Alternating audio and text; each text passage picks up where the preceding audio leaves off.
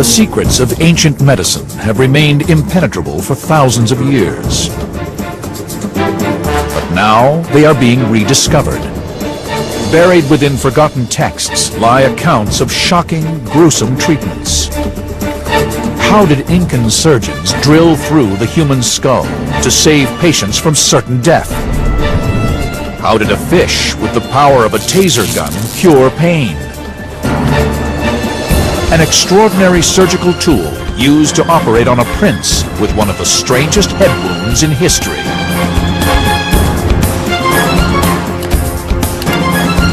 Ancient Discoveries is entering a remarkable world of snakes, leeches, and death rays, uncovering a secret. They all worked. This is the untold story of gruesome medicine.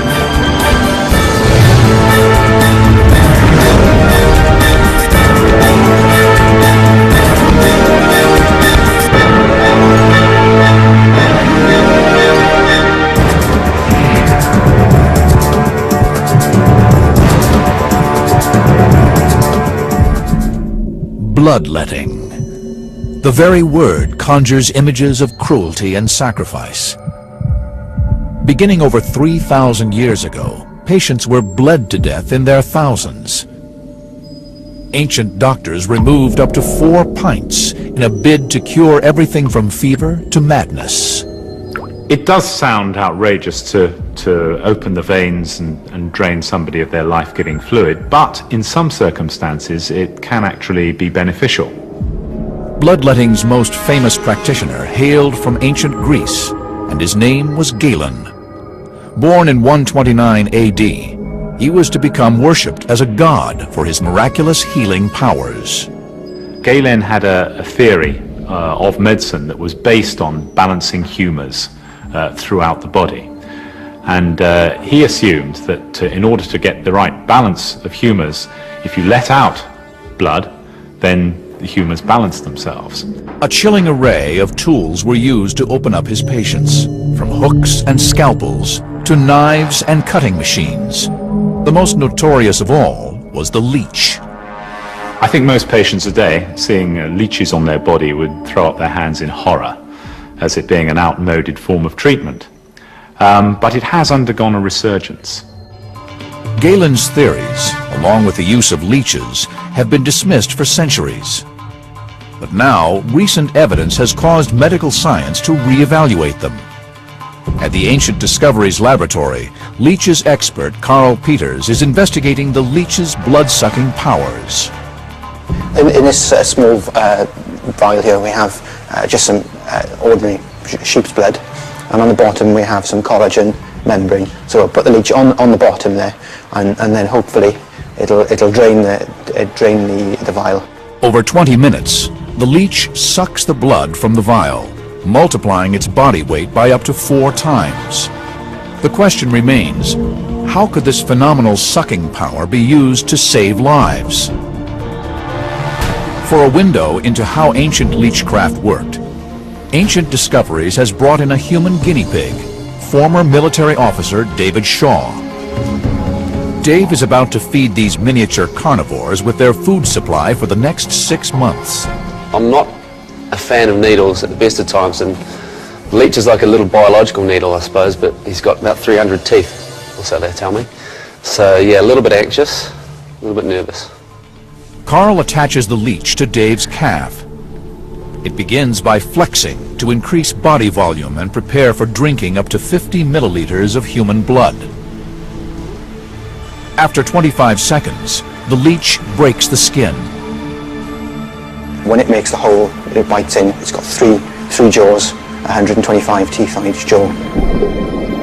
Normally, when the skin's surface is broken, a blood clot forms to prevent us from bleeding to death. Here we see the leech's 3 jaws. Leeches have a unique substance that overrides the body's clotting mechanism, their saliva. This acts as an anticoagulant, which prevents the blood from clotting. In the ancients' procedure, as now, the leech falls off once it's had its fill of approximately 2 ounces of blood. It was quite an experience. It surprised me the number of times that he actually felt a little sharp prick, and apparently the leech is not happy with just one bite of the cherry. He likes to dig a bit deeper and find the optimum blood supply. You can feel the bodily contractions of the leech as he kind of ingested the blood, but you couldn't feel a flow. Now begins the second part of the ancient procedure. Most of the blood wasn't removed by the leech itself, but from the unclotted bleeding caused by the leech's saliva. Once the leech feeds, because of the anticoagulants in the area, it'll sort of help the area decongest, and the hole it makes will still bleed for about 10 hours, so you get the blood into the artery and out so that the whole leech is made. So it's keeping the area alive long enough for the body to repair. These limbs are suffering from a septic necrosis, which is caused by a lack of blood supply and bone death, a condition seen on the battlefields of ancient Greece due to sword and axe wounds. As the blood vessels are severed, limbs are deprived of critical nutrients in the blood, resulting in amputation or death. The leech's saliva contains agents that vasodilate the small veins and capillaries in the flesh.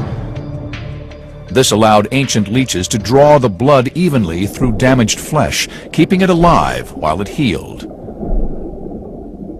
Yet leeches were not the only skin-crawling critter to inhabit the world of ancient gruesome medicine. The most shocking treatments of all came from poisonous snakes. In Greece lies the ruins of Epidaurus, headquarters of a mysterious ancient snake cult said to have magical healing powers. It was founded in 300 BC by a demigod whose name was Asclepius. The cult of Asclepius was very important in ancient Greece, and people would flock from all over Europe to visit him and to receive his wisdom and his healing and his diagnostic powers. Asclepius's symbol of healing was a snake. There is the fable of the snake bringing the herbs of life, and it is thought that his symbol of the staff with the single snake coiled round it arises from that story. Asclepius's snake potions were said to have the power to revive the dead. For 2,300 years, they have been dismissed as myth. Now, modern science may provide clues as to how the snake potion worked. The Liverpool School of Tropical Medicine in England houses over 200 of the world's most poisonous snakes. Dr. Rob Harrison is one of the foremost experts on the medical effects of snake venom. In order to make a snake potion, the ancients would have needed to milk the venom. Our subject is the horned viper, one of the most dangerous snakes in the world. Venom extraction is a dangerous procedure. It should only be done by experts. It's important when I'm helping Paul milking the snakes that we're not scared, but that we feel competent. Anxious is all right, scared is not all right. The horned viper is native to northern Africa, and just half of its maximum dose is enough to kill an adult. If a person was bitten, they could be in a life-threatening situation within 20 minutes, half an hour. Okay, Paul, are you ready for that? Yeah, ready. As Dr. Harrison and his snake handler, Paul, extract the poison, they are replicating a process carried out by the ancient snake handlers. You got the green one? I've got the green. Okay, good. Right. Yeah. Ready? Got it. Once the snake is trapped, the handlers place its jaws over the edge of a beaker and force the venom into the beaker's bottom. Modern research supports the idea that a snake potion would have had certain benefits. The neurotoxins can be used to create drugs that treat Alzheimer's and memory loss, and its hemotoxins help combat heart disease and high blood pressure. 125,000 people die every year from snake bite. High blood pressure certainly kills many more people than that. And the ACE inhibitors, which are the most effective drug against high blood pressure, were developed from snake venom proteins. So we should look at snakes not just as enemies, but also as potential contributors to our better health. If the ancients did access the same unique properties of snakes as modern medicine, how did they ingest the venom in the first place? Amazingly, they may have drank it. Drinking lethal snake venom is not fatal, unless there are cuts in the digestive system allowing the venom access to the bloodstream. 2,300-year-old accounts tell of Asclepius's patients drinking from the head of a snake-covered gorgon and then developing the power to heal. Tantalizing evidence that the ancient Greeks could have discovered the same healing powers as the 21st century's latest medical drugs. The ancients' unrelenting search for new medical treatments even saw them transform an underwater killer's taser-like weapon into a miracle cure. The secrets had been lost to time. Until now. Since the beginning of history, humans have sought to manipulate and control pain. From ancient torture devices that inflict unimaginable suffering to magical ointments that make pain disappear. The fact that we want to get rid of pain is not new. I'm sure the Romans, the Greeks, the Egyptians, and probably everybody who went there before them didn't want pain either. Today, when we think of pain relievers, we think of aspirins or morphine. But in 100 AD, the Romans discovered a very different solution to pain relief. A secret lost to history that depended on a terrifying denizen of the deep. Roman historian Plutarch left an account describing an incredible pain neutralizer, a rare kind of electric eel known as a torpedo. The ancient Roman sources describe how sufferers of extreme joint and leg pain were taken down to the beach. Here, their feet were placed directly on top of the torpedo. After time, their suffering abated and their pain disappeared. The Roman accounts tell of how the torpedo could be used to cure almost all pains, from stomach cramps to syphilis. But aside from the basic ancient descriptions, nothing is known about how the treatment actually worked. How does the jolt of a dangerous animal relieve pain? At the Finisterre Aquarium in La Coruña, Spain, torpedoes are being scientifically examined for the first time. Fernanda Migueles is a marine scientist who has long been fascinated by the fish, whose deadly electric shock weapon may have the power to heal. It's a fish that has remained mysterious for centuries because it primarily lives undercover on sandy beds, hidden from human eyes. The torpedo's electric discharge is primarily for defense, but it is also used to kill prey. When in attack mode, the torpedo electrocutes its target fish, paralyzing it before swallowing it whole. To unravel the mysteries of the torpedo, the fish's deadly electric charge must first be quantified using the latest scientific techniques. To do this, the team need to move the torpedo to the laboratory's test center. 2 millennia after the Romans discovered the torpedo's electric powers, modern science can now reveal how the electricity is produced. 2 electric organs, each containing over 1,000 cells, form the torpedo's electrical power station. When the torpedo stings, the brain signals for the cells to fire, and an electrical charge is produced. Each of the cells produces a small quantity of electricity, but the combination of many cells, all acting in unity, generates an exceptionally powerful electrical discharge. The result is a living aquatic taser. This machine here is an oscilloscope. We use it to measure the torpedo's electric discharge. It measures the voltage of the charge in relation to time. Today, we are going to measure the highest electric charge that it is possible for the torpedo to produce. Torpedo is Latin for paralyzed, so Fernanda must take great care when handling the fish during the test.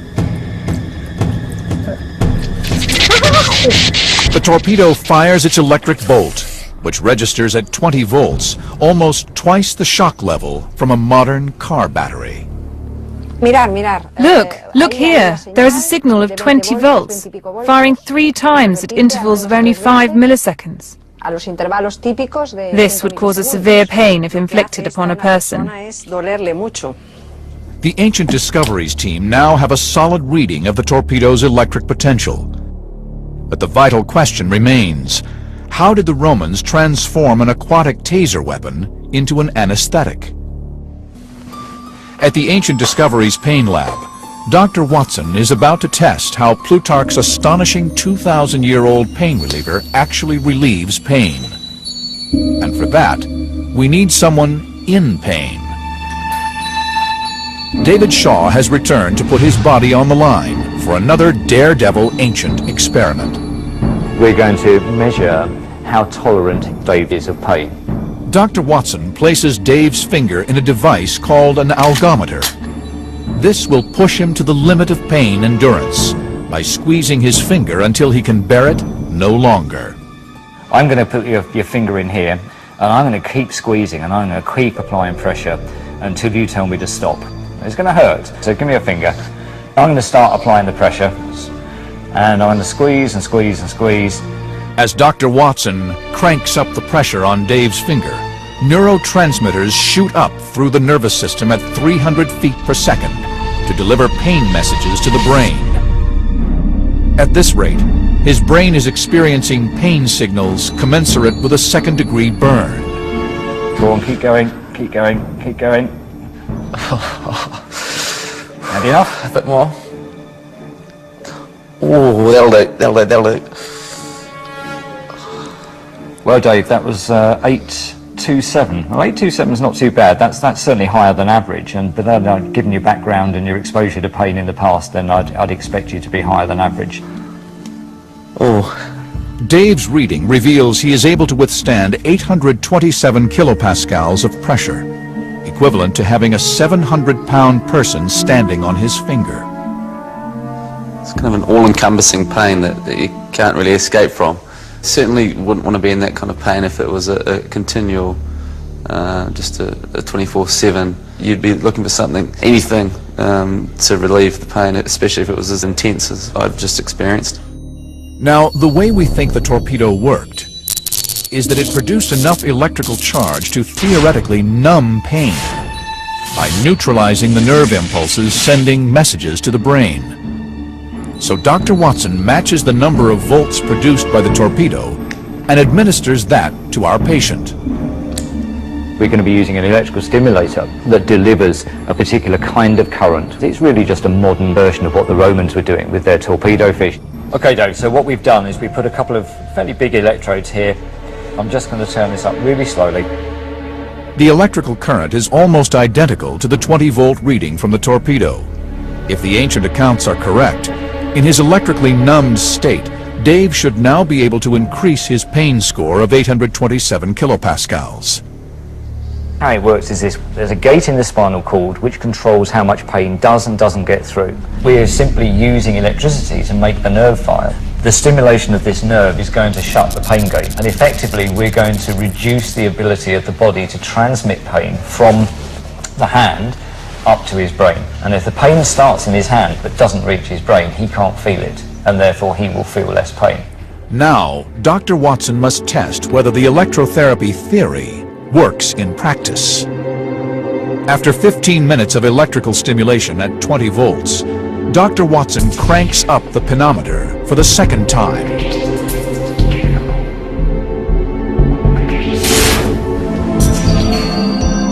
The pinometer crunches Dave's finger into 1/4 of an inch.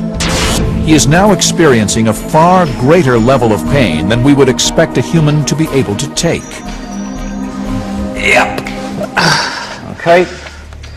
So that gives us 1096. That's 1096. That's different from last time. Very different. 200 up. 200 up. That's about 25% up on where we were before. Originally he was feeling 827, and that's when he told me to stop. This time we got up to 1096 before he told me to stop. So I've made him less able to feel pain. Dave can now withstand pressure equivalent to being run over by a 2-ton truck. 2,000 years after Plutarch's first accounts, this pioneering experiment has revealed that the stories of the ancient Romans' miracle cure are grounded in fact. I'm pretty sure they didn't understand about pain gates in the spinal cord, and I'm pretty sure they didn't understand about stimulating nerves in order to get pain relief, but they knew that using electricity, which happened to come from a torpedo fish, produced the sensation of pain relief. Thousands of years later, our modern machines are just an up-to-date way of doing torpedo fish therapy. Even the Romans might wince at some of the treatments in the mysterious world of the Incas. Here, doctors literally cut open the human head.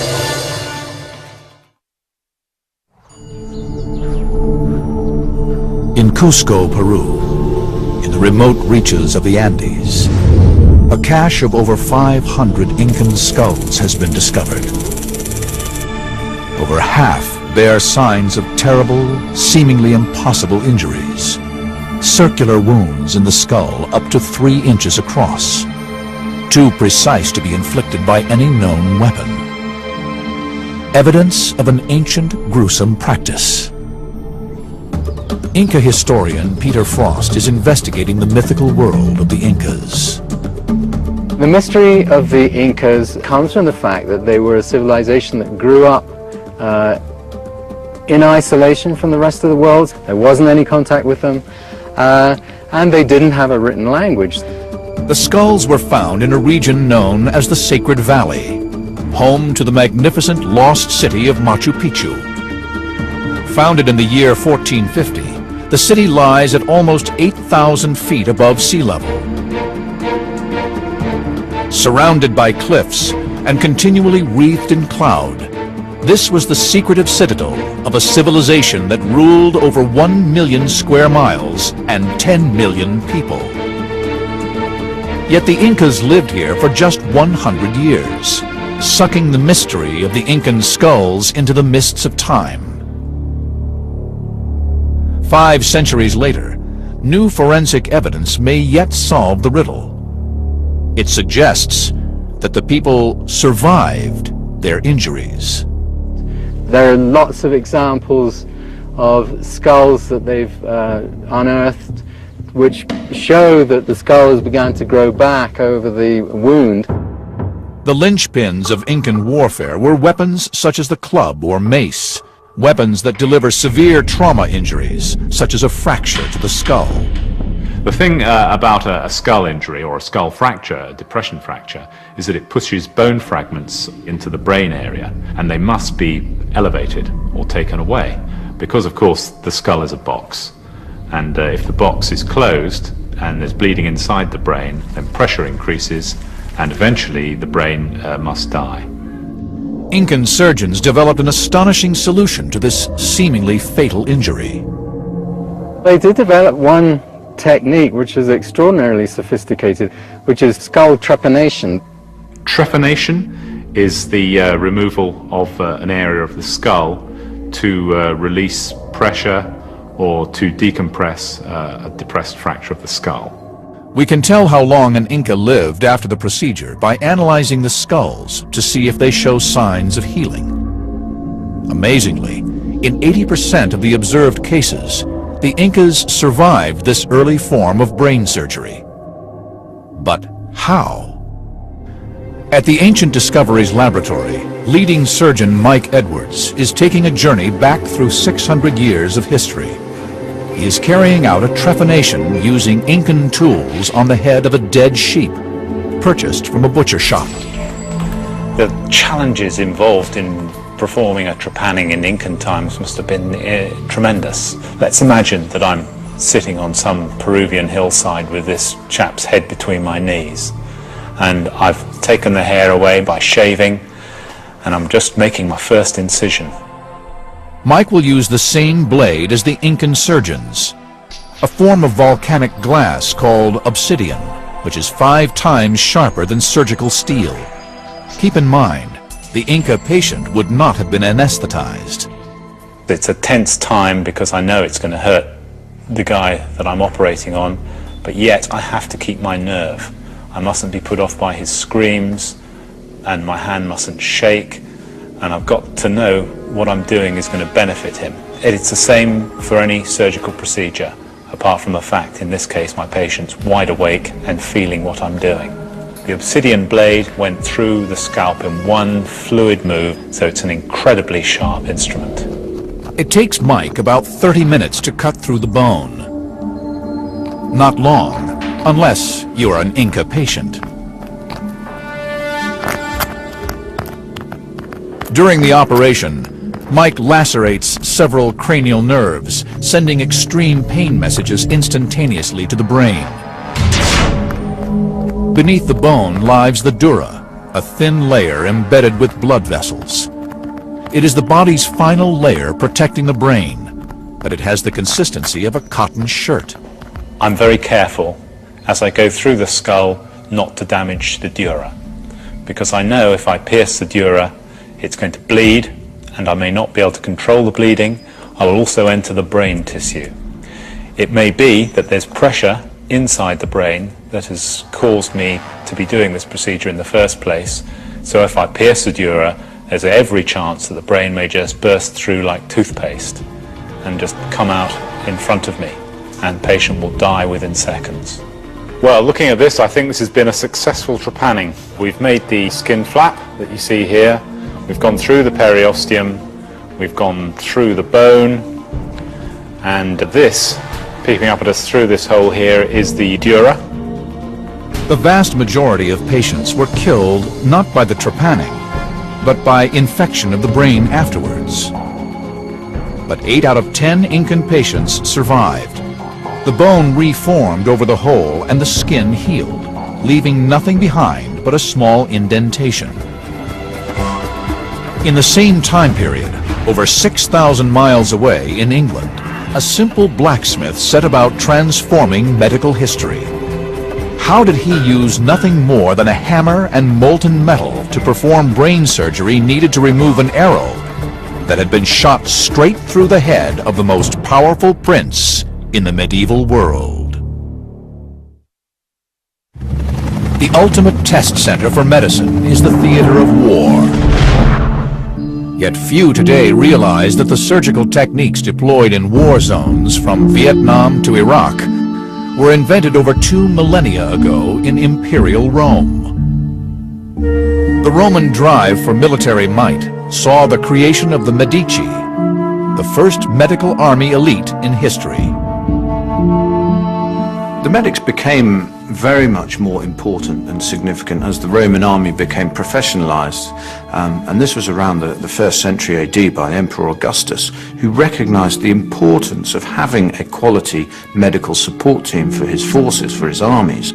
Preserved at the Museum of Roman Civilization in Rome lies an intriguing collection of images taken from Trajan's column and dating from the year 113 AD.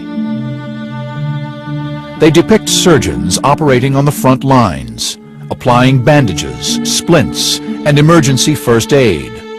If the reliefs are accurate, they show that the Roman surgeons pioneered the tools and techniques used by today's military medics. Leading surgeon Damien Mole is investigating. The basic principles behind surgery and surgical operations have changed little throughout the ages, even though the technology has. A battlefield surgeon would be interested in stopping blood or needing to perform an emergency amputation. He would have needed something to cut skin, muscle, tendon, which would be a knife, and he would have needed something to cut bone, which would have been a saw. This saw is still used by many operators to cut through bone during an amputation. An extraordinary account left in a 2nd century text by a Roman surgeon named Celsus describes an early use of scalpels, hooks, and clamps. Amazingly, its instructions are still obeyed in operating theaters today. Modern surgeons clean and stitch up wounds just as he recommended over 1,800 years before. Only a foolish surgeon would ever ignore history and ignore the past. The kind of clamps and that were used in Roman times are similar to the ones used today. There have been developments in the materials and obviously in the design of the clamps, but the principle of applying them and the mechanics used of the instrument to stop blood flow would have almost certainly been identical. Celsus's 4 sins of inflammation, redness, heat, pain, and swelling, are still memorized by every modern surgeon.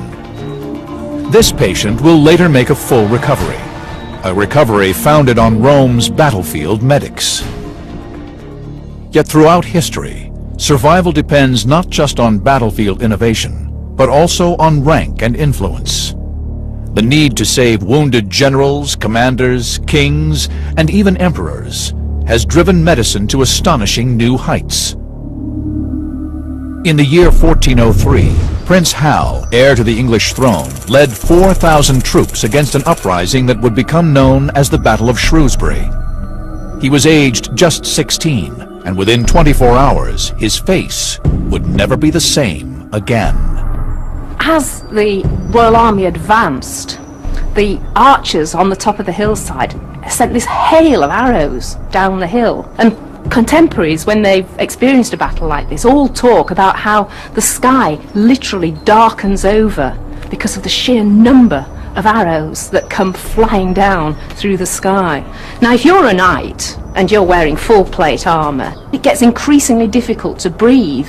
So as they're staggering up this hillside, the first thing they all do is throw back their visors, and that makes them immediately vulnerable to the arrows because their faces are lifted, and so that's exactly what happened to Henry V. Prince Hal was struck by an arrow just beneath his left eye. It penetrated 6 inches into the skull, leaving the prince fighting for his life.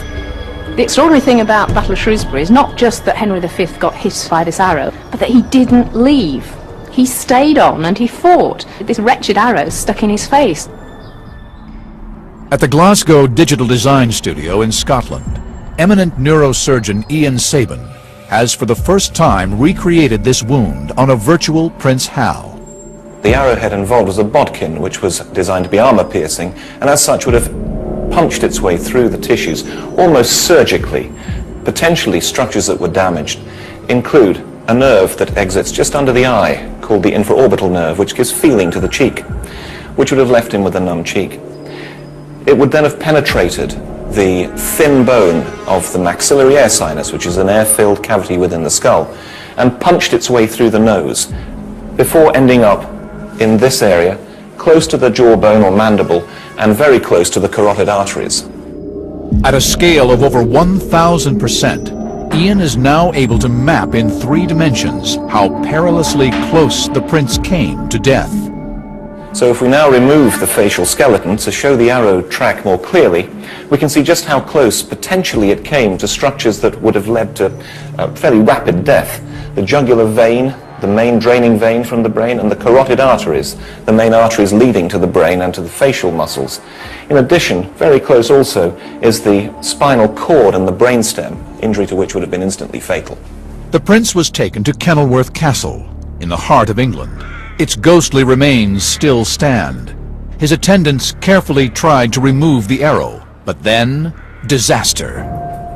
The arrow breaks. Now the prince has a bodkin arrowhead lodged 6 inches inside his skull. How will they get it out? And who in all the kingdom has the skill to do it? The prince's advisors chose John Bradmore, a surgeon, locksmith, and convicted coin forger, for the challenge of a lifetime. You've got to imagine that Bradmore was in a unique situation. For the start, that he was in prison for counterfeiting, which was quite a serious offence, and he had been dragged out of prison, brought up to Kenilworth and said, right, here's the situation, you've got the future King of England, he's got an arrowhead in his head, we want you to get it out. Just hours out of prison, John Bradmore hatched an incredible plan. He decided to forge a new surgical instrument, armed with nothing but a hammer and several sheets of molten metal. Historical blacksmith Hector Cole is reconstructing John Bradmore's arrow extractor, using the same techniques Bradmore himself would have used over 600 years earlier. What John Bradmore would have had to have done first would to forge out the strip of metal to make the main body of the extractor, and I've done that, and I've thinned out the 2 ends so that They are the right thickness to be able to put the flutes in to make it into a half a cylinder at each end. Because when the two come together, they make a complete tube to enter the wound where the arrow went into Prince Henry's head.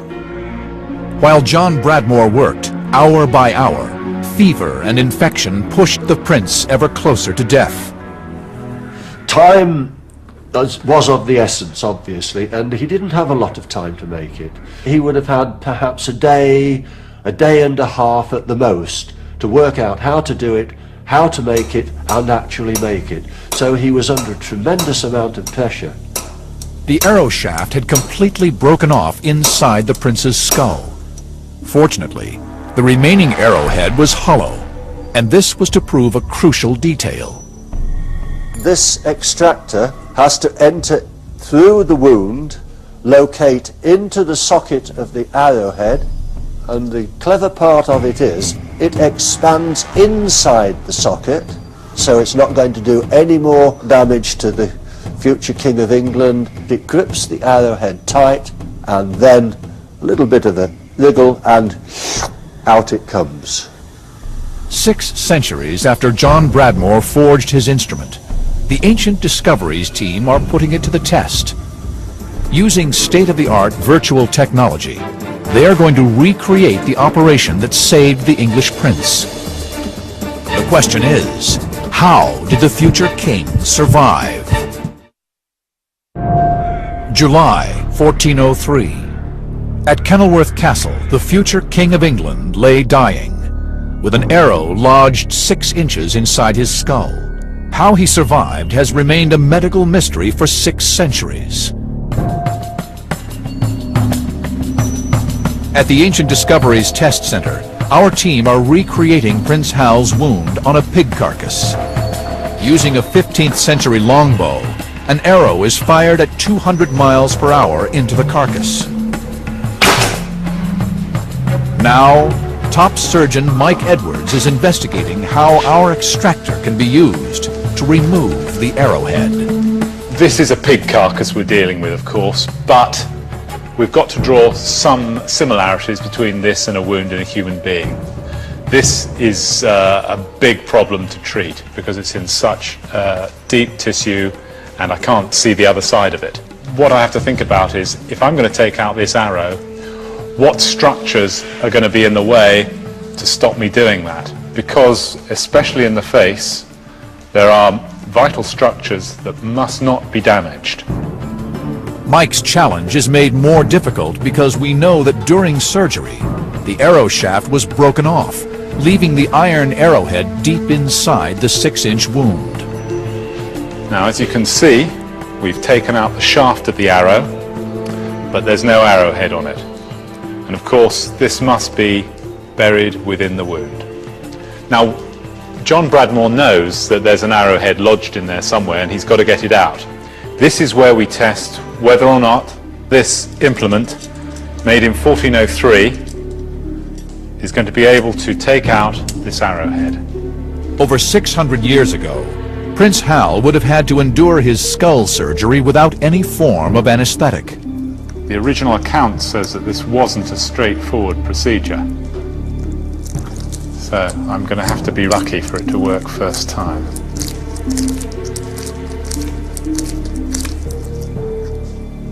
And it hasn't.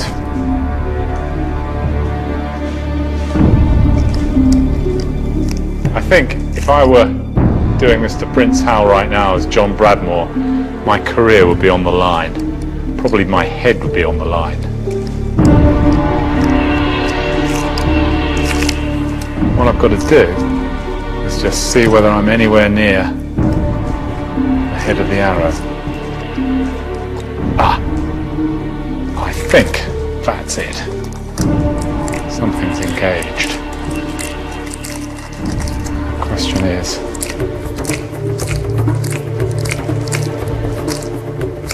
has it been enough? I'll just tighten the whole thing way down. Oh, joy. Mike's success came only after much trial and error, and it thus poses a further riddle. How did the prince survive such an invasive procedure? To discover this, the team need the technology of the future to look inside Prince Hal's head. At the Glasgow Digital Design Studio in Scotland, groundbreaking virtual technology may yet crack the riddle of the prince who should never have become king. What we've done with Prince Hal has built a three-dimensional model, but in layers, if you will. We've started with the outside tissues and worked in three-dimensionally. So we've been able to construct the brain, the skull, all the major systems that are inside our head, and actually understand very clearly where the arrowhead was actually lodged. The team are setting out to model the Prince Hal story in a 3D virtual space. Every real element is modeled to within 1/25th of an inch. The way that we would build up a realistic 3D image for the arrow or the extractor would be to make the outline of the item, and then we would use that line to make a set of surfaces. We can then use reference imagery from photographs we've taken, which we can then project onto the surfaces that we've created from those very basic lines, and we end up with what looks like a very realistic end product. All of the virtual elements are now in place. Neurosurgeon Ian Sabin is about to carry out the first ever virtual operation on a historical figure ever attempted. We take away the skull and the muscle layer, please. Okay, we're going into layer selection mode. There you go. Ian is able to visualize the virtual prince using 3D glasses. Haptic glove technology then allows him to manipulate the prince in a virtual space. Arrow extractor, please. Okay, here's the extractor.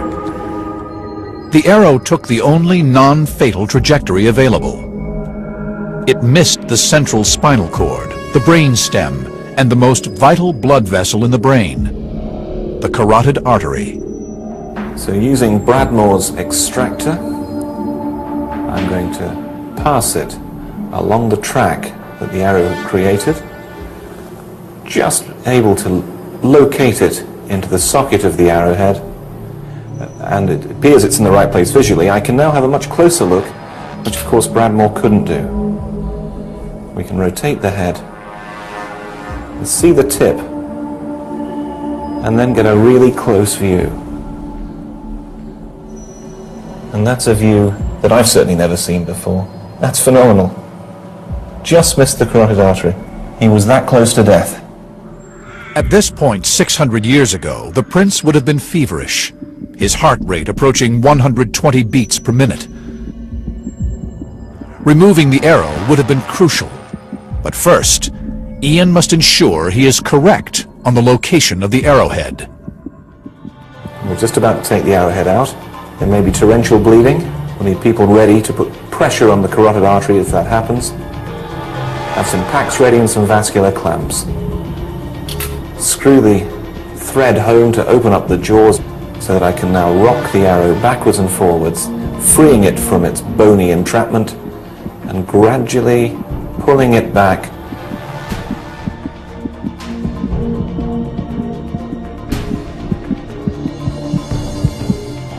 And out it comes. The virtual operation has proved a success. The prince has survived. The injury that Prince Hal received was horrendous, and actually he was incredibly lucky to survive. But we now can understand, using very advanced technology, how he was able to do that, what the surgeon of the time actually did.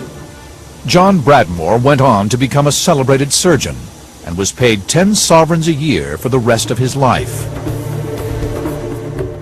These experiments have proved that the ancients' understanding of pain, trauma, and human anatomy was far more advanced than previously thought. Gruesome treatments, from leeches to snakes and torpedoes, should now be seen not as primitive, but visionary.